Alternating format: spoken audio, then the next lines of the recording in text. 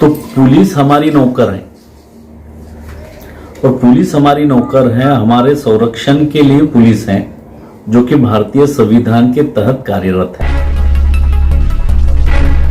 सभी भारत के नागरिक समान हैं और उसे कायदे का संरक्षण, कानून का संरक्षण नकारा नहीं जाएगा, ये कलम 14 कहता है। सांप सीढ़ी खेलो और संविधान साक्षर बनो और इस देश को वापस एक बार सोने की चिड़िया बनाने में अपना योगदान दे। देखा गया कि 75 साल में हमने झंडे सभी को बांटे, पर संविधान की कॉपी अब तक घर घर नहीं जा पा रही। भारत क्या है इसके बारे में जानकारी मिली कि किस तरह हम लोग को सांप काटेगा तो कौन से मूल्यों का हम हनन कर रहे हैं। जैसे पुलिस स्टेशन में जाए, पुलिस लोग हमें धिक्कार देते। अब खबर मुंबई से। सांप सीढ़ी खेल के माध्यम से संविधान समझाया गया। कहा खेल ही खेल में जनता होगी जागरूक। जन जागृति विद्यार्थी संघ ने चिक्कुवाड़ी, मानखुर्द, मुंबई में जनता को जागरूक करने व संविधान समझाने का एक अनोखा तरीका निकाला, जिसमें सांप सीढ़ी खेल के चित्र में संविधान की धाराओं को दर्शाते हुए आम जनता को जागरूक करने की कोशिश की गई, जिसको आम जनता ने दिलचस्पी के साथ संविधान को समझा। वही संतोष सुरवे ने कहा संविधान समझने व समझाने का अच्छा तरीका है। वही इस कार्यक्रम के आयोजक रहे जन जागृति विद्यार्थी संघ के सचिव संतोष सुरवे। नमस्कार, मेरा नाम संतोष सुरवे है। आज चिक्कुवाड़ी, मानखुर्द में हम लोग जन जागृति विद्यार्थी संघ के माध्यम से यहाँ पे संविधान जागर के बारे में हमने काम किया है, जिसमें हम देखते हैं कि संविधान एक बहुत जटिल विषय है, पर आम आदमी तक इसको लेके जाना बहुत जरूरी है। अभी 26 नवंबर को हम संविधान दिन मनाने जा रहे हैं, पर ये संविधान असलियत में है क्या, कितने लोगों को जानकारी है, किताब कहाँ मिलती है, कैसे होती है, इसके बारे में बहुत सारे लोगों को बिल्कुल जानकारी नहीं है। तो हम देख रहे हैं कि संविधान में बहुत से परिशिष्ट है, बहुत से मूल्य है, जिसमें बहुत से बातें रखी हुई जीवन मान के जीने के लिए, इंसान को इंसान के जीने के बारे में उसमें लिखा गया है। और उसमें डॉक्टर बाबा साहेब अम्बेडकर और उनकी जो कमेटी बनी थी, उनके माध्यम से संविधान आ चुका है 1949 में। पर उसके बावजूद भी जैसे देखा गया कि 75 साल में हमने झंडे सभी को बांटे, पर संविधान की कॉपी अब तक घर घर नहीं जा पा रही। तो हमने जन जागृति विद्यार्थी संघ और संविधान जागरण समिति या संविधान जो कमेटी है उनकी तरफ से हमने देखा है कि हर बस्ती में हम जाए, कार्यकर्ताओं के साथ बातचीत करें और कार्यकर्ताओं को संविधान के बारे में, मूल्यों के बारे में हम लोग जानकारी दें, ताकि वो सभी कार्यकर्ता अपने अपने बस्ती में जाकर अपने आम लोगों तक पहुँचे और संविधान के बारे में सच में जानकारी क्या है इसके बारे में बात करें। भारत क्या है इसके बारे में जानकारी मिले और इंसान में न बटे और इंसान के जीवन मान के मूल्य बढ़ाने के लिए हम लोग इसमें कोशिश कर सकते हैं। इसलिए इस तरह का खेलते हैं मेरे सांप सीढ़ी के माध्यम से खेल को हमने आयोजन किया और यहाँ पे बहुत से लोगों ने, खासकर महिला साथी ने यहाँ पे साथ दिया। जैसे महात्मा ज्योतिराव फुले कहते हैं कि अगर एक लड़की पढ़ती है तो पूरा समाज पढ़ सकता है। तो यहाँ पे आप देखते हैं कि यहाँ पे लड़कियां भी हमारे साथ सहभागी थी, महिलाएं भी सहभागी थी और पुरुष वर्ग भी थे। तो समानता का जो हमारा मूल्य है यहीं पे हमें दिखता है। तो सभी को चाहिए हम सब स्वतंत्र, समता, बंधुता की तरह जिए और ये बहुमूल्य घटक है हमारे। और उसके साथ में हम लोग खेल के माध्यम से आज यहाँ पे दिखाया कि किस तरह हम लोग को सांप काटेगा तो कौन से मूल्यों का हम हनन कर रहे हैं और सीढ़ी कब मिल सकती है जबकि हम कुछ मूल्यों का पालन करेंगे। तो ये खेल के माध्यम से आज कार्यकर्ताओं को प्रशिक्षित किया गया और बहुत से लोगों ने बहुत उल्लास के साथ में हंसते खेलते हुए इस संविधान के बारे में जानकारी हासिल की। बहुत अच्छा लगा। इस तरह का जागर पूरे बस्ती में जाना चाहिए, ऐसे हम यहाँ पे सोच रहे हैं। और मुझे उम्मीद है कि जो आज के कार्यकर्ता है यहाँ पे प्रशिक्षण में सहभागी हुए हैं, ये अपने बस्तियों में जाकर आपने देखा भी होगा, वांगणी से, घाटकोपर से, विकरौली से, अलग अलग जगह से मनखुर्द के इस प्रशिक्षण में समाविष्ट हुए ये अपने बस्ती स्तर पर जाकर इस कार्यक्रम को आगे बढ़ाएंगे और इस तरह का जागर यात्रा अपने कार्यकर्ताओं तक पहुँचाएंगे। तो आप सभी का फिर से धन्यवाद और खास करके फैजल खान जो हमारे पत्रकार है, जो हमारे साथ में हमेशा रहते हैं, उनका भी हम धन्यवाद व्यक्त करते हैं। हमारे इंडिया न्यूज उनके पत्रकार है फैजल खान। यहाँ पे आपने संविधान को लेके अवेयरनेस किया है, लोगों में जन जागरूक किया है कि संविधान के बारे में बताया है, मतलब क्या ऐसी वजह आई कि जो आपने इस तरह का अवेयरनेस किया?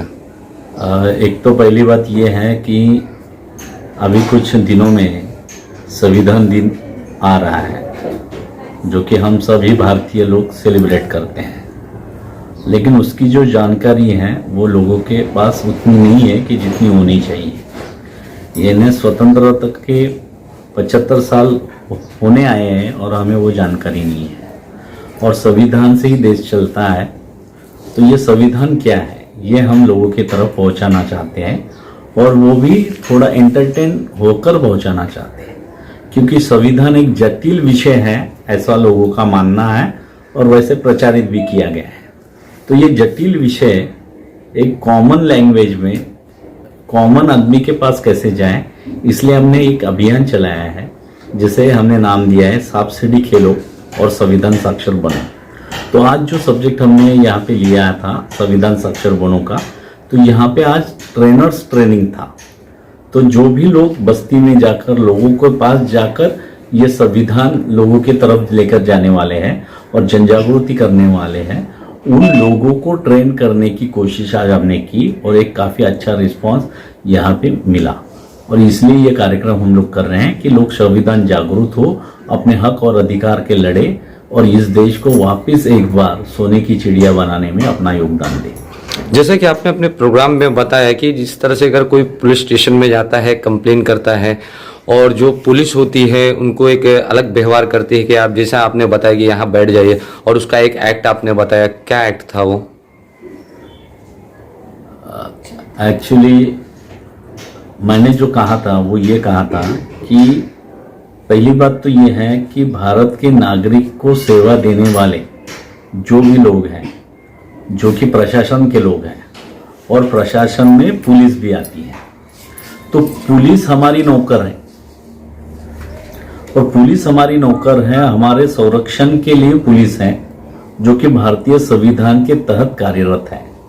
लेकिन व्यक्ति तक ये बात न पहुंचने के कारण वो उसे ये लगता है कि पुलिस से डरना है, पुलिस हम पर राज करेगी। तो ऐसा नहीं है। तो पुलिस हमारे साथ आनी चाहिए, पुलिस हमारे लिए है, और इसलिए जब वो जाएगा तो उसे भारतीय संविधान ने कलम 14 के माध्यम से खुद के संरक्षण का अधिकार दिया है, और कायदे के सामने, कानून के सामने सभी भारत के नागरिक समान हैं, और उसे कायदे का संरक्षण, कानून का संरक्षण नकारा नहीं जाएगा, ये कलम 14 कहता है, और ये बेस है भारतीय संविधान का। अगर ये बात वो कहे, जो बंदा पुलिस स्टेशन जा रहा है, अगर ये बात भी वो रखे, तो पुलिस वालों को ये लगेगा कि ये व्यक्ति संविधान जानता है, और उसे फिर अलग ही रिस्पेक्ट आपको दिखाई देगी। और यही हमारी कोशिश है कि कॉमन आदमी भी जाने कि मेरे हक अधिकार क्या है, संविधान की कलम क्या है, और वही लोगों की तरफ पहुंचाने के लिए ये आज हमने प्रोग्राम लिया था। जैसा कि आपने बताया कि चुनाव आते हैं और वहाँ पे प्रतिनिधि आते हैं, जो नेता होते हैं, इलेक्शन लड़ते हैं, और उनकी मतलब जो जनता की समस्या, तो उनको बहुत सारे वादे कर देते हैं, वो वादों पे खरा नहीं उतरते हैं। और जैसे कि आपने बताया, मुंबई महानगर पालिका एक आदमी को एक उनके 150 लीटर पानी मुहैया कराती है, तो क्या वो फ्री होता है या उसका चार्जेबल होता है? देखिए कि वो फ्री रहे या चार्जेबल रहे, यह निर्णय लेने का भी अधिकार हमारे जो लोक प्रतिनिधि हैं, जैसे कि मुंबई में नगर सेवक हैं, अगर वो चाहे तो फ्री में भी पानी दे सकते हैं। किंतु उस प्रकार की जन जागृति न होने के कारण हम उस प्रकार के हमारे प्रतिनिधि नहीं चुनकर देते हैं।